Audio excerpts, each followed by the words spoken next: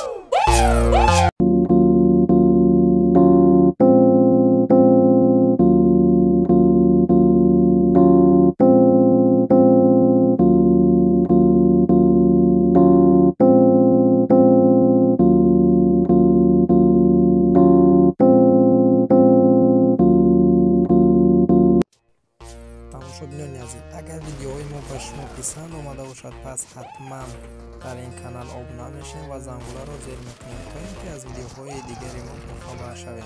سلامت باشین.